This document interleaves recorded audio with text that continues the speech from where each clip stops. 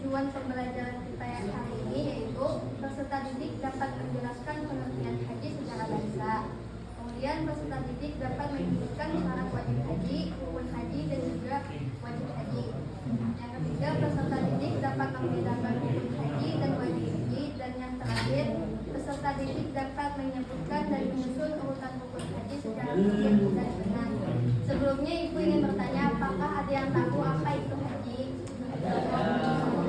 Nah, jadi pengertian haji berasal dari bahasa Arab yang berarti qasada, yakni bermaksud atau berkunjung. Jadi melaksanakan ibadah haji berarti datang menziarahi Ka'bah dan melakukan serangkaian ibadah sesuai dengan ketentuannya. Kemudian dalil dan hukum ibadah haji. Nah, kewajiban haji bagi seorang muslim adalah sekali seumur hidupnya bagi yang mampu. Kewajiban ibadah haji ini dimulai disyariatkan pada tahun keempat Hijriah. Dijelaskan pada firman Allah, Bismillahirrahmanirrahim. Walillahi 'alan nasi hajjul baiti man istata'a ilaihi sabila.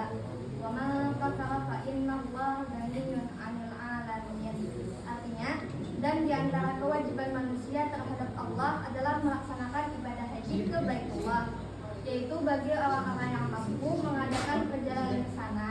Barang siapa mengingkari kewajiban haji, maka ketahuilah bahwa Allah Maha Kaya atau tidak memerlukan sesuatu dari seluruh alam. Quran Surah Al-Imran ayat 97.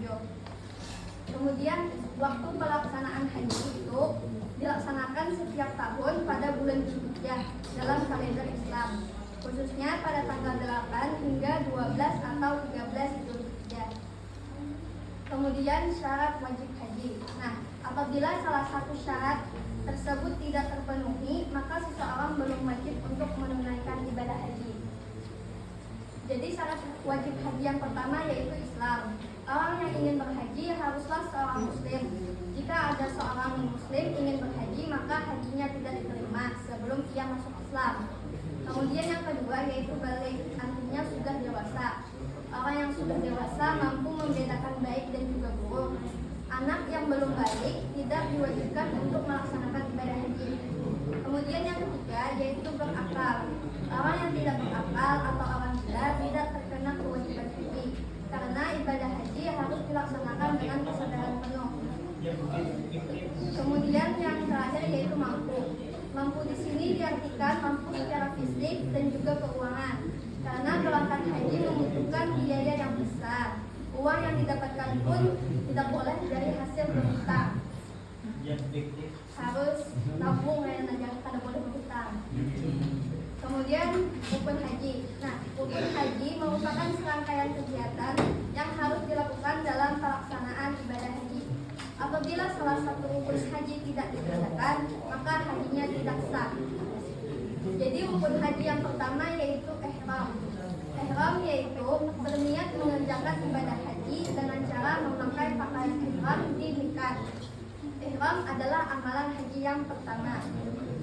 Kemudian yang kedua yaitu wukuf di Arafah.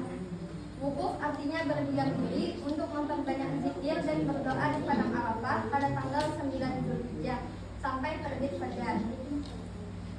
Nah, yang ketiga yaitu tawaf ifadah. Tawaf ifadah yaitu mengelilingi Ka'bah sebanyak 10 kali. Awalnya dimulai dari Hajar Aswad dengan Ka'bah berada di sebelah kiri dan berjalan kaki bagi yang mampu. Misalnya ada orang tua yang pada mampu dari berjalan, diperbolehkan untuk menggunakan kursi roda yang disediakan di sana. Kemudian sa'i. Sa'i adalah berjalan atau berlari-lari kecil antara bukit Safa dan bukit Marwa sebanyak 7 kali. Kemudian tahallul. Tahallul yaitu mengerjakannya setelah melaksanakan sa'i. Jamaah haji bertahallul memotong atau mencukur rambutnya. Pelaksanaannya dengan cara memotong rambut paling sedikit 3 helai. Tapi biasanya kalau latihan bisa sampai bergundul. Kemudian yang terakhir yaitu tertib, yaitu melaksanakan seluruh rukun haji dengan urutan yang sesuai. Tidak boleh acak-acakan, hanya sa'i terlebih dahulu, kemudian ihram pada boleh. Jadi harus sesuai. Kemudian kita masuk kepada wajib haji. Nah, wajib haji merupakan serangkaian kegiatan yang dilakukan dalam pelaksanaan ibadah haji untuk melengkapi rukun haji. Wajib haji apabila tidak dikerjakan maka hajinya tetap sah, tapi harus membayar dam atau denda. Syarat wajib haji yang pertama, tolong bacakan Anissa.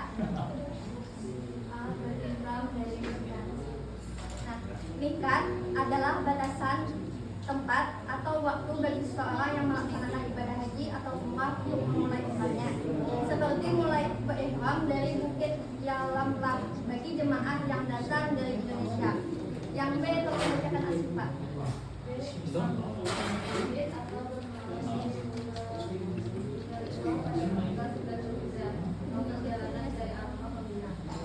Jemaah haji melaksanakan sholat maghrib dijamak dengan sholat isya dengan 1 kali adzan dan iqamah di Musdalifah. Kemudian mereka bermalam haji. Selanjutnya yang saya Elsa Mekran.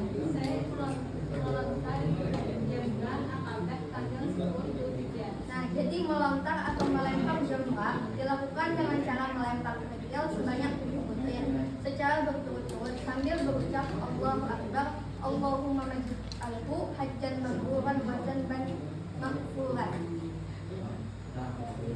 Kemudian yang D, kalau Rahmah pada hari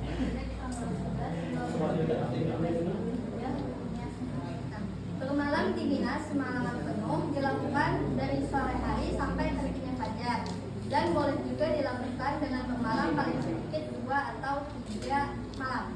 Kemudian yang Aisyah tolong bacakan.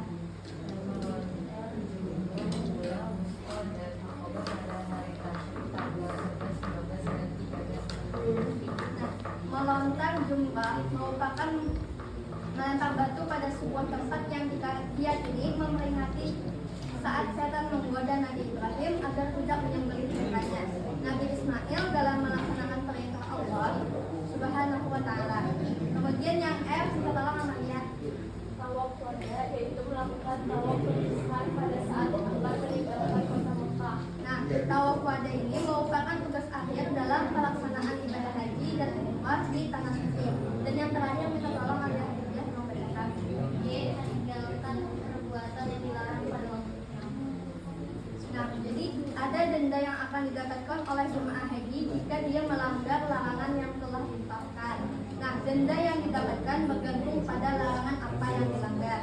Nah, jadi sampai di sini apakah ada yang ditanyakan?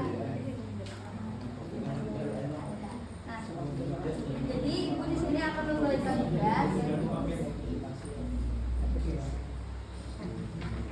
Jadi ini di bawah kulit kamu aja.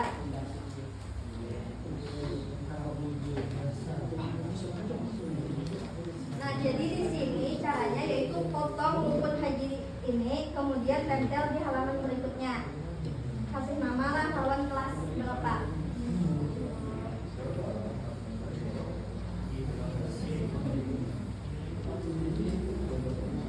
Nah, sebelum kita menutup, jadi kita sama-sama bernyanyi karena lagunya ini berkaitan dengan haji.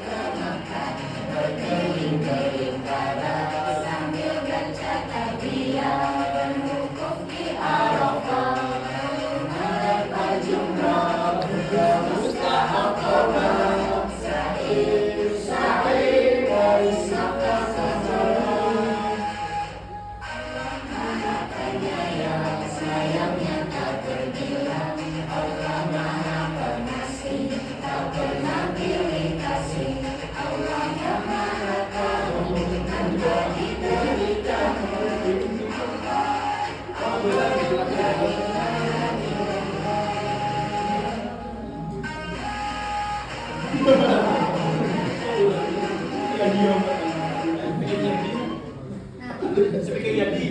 baiklah sebelum kita menutup pembelajaran kita pada hari ini, marilah kita sama-sama mengucapkan hamdalah. Demikian pembelajaran kita pada hari ini.